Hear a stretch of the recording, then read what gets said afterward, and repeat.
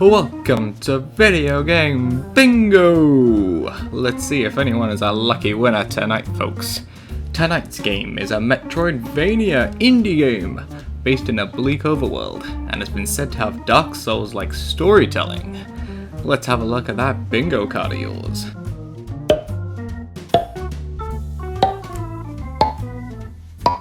Well, we have a big winner. Let's see what you won. It's another episode of A Bug Loves. Well, no one wants that.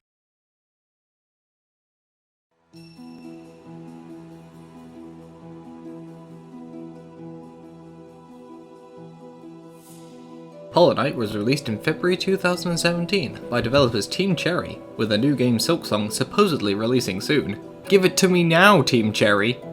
In stark comparison to our previous game, Hollow Knight is also an explorative indie game, set in a dying world, with great interactive storytelling. I swear we did this! The main difference between the two games we've discussed comes in the gameplay.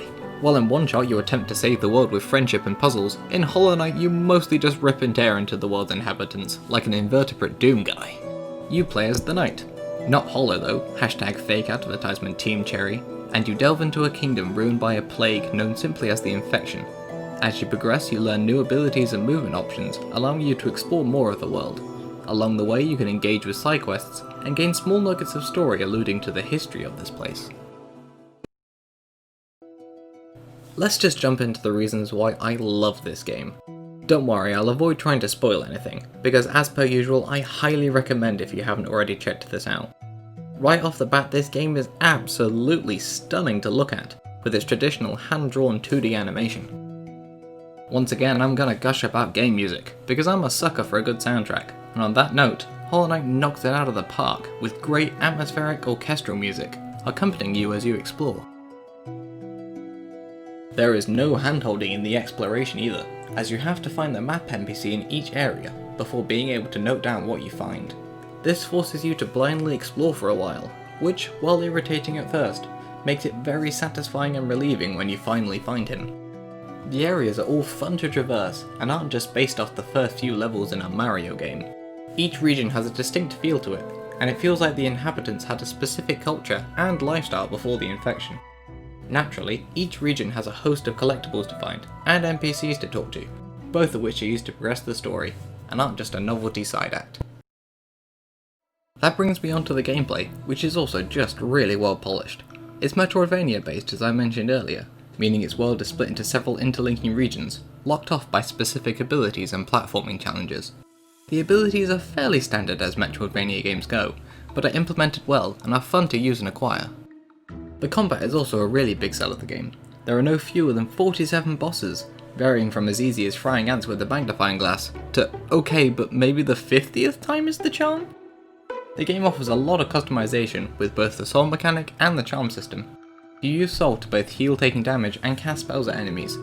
You can regenerate soul by hitting enemies with your nail, meaning depending on your playstyle, you can play more aggressively, racking up soul with the nail and then spending it on spells to deal max damage, or play it more defensively, by using any soul you have to heal.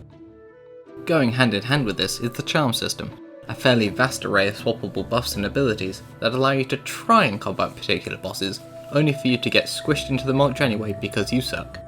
The bosses and enemies are a range of optional and required for the story, and are both really well designed, mostly giving off a feeling of once normal bugs, slowly turned into mindless machines only fit for killing and reproduction. You start off feebly swinging your nail at cockroaches, but with enough skill and practice, you can progress onto shadow dashing through an enemy, only to follow up with a nail art, a few quick juggling slashes upwards, and finally a spell to finish it off. It's incredibly satisfying to get the hang of, dealing max damage to a boss, or dodging through an attack you previously thought was impenetrable. The only thing left to talk about really is the story, which I said to be Dark Souls-like earlier, but I can't really comment on that too much, as I haven't played that game since I'm a scrub. From what I've heard though, it seems like Hollow Knight is certainly echoing that style, as it is less a story about the player character and more about the world in which they reside. Hollow Knight starts with a simple premise of kingdom once mighty and good, now plagued and bad, but gradually expands from there with more nuanced characters and plot threads, all of which is handled superbly, and I cannot wait to see what they do next with this world. All in all, this game is a sparkling example of show don't tell, with most of the story being told purely through visuals and gameplay, which is amazing.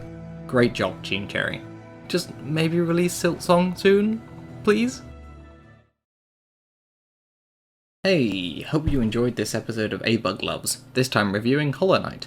Let me know what pretentious indie game you want me to review next, but until next time, this is A-Bug, signing off.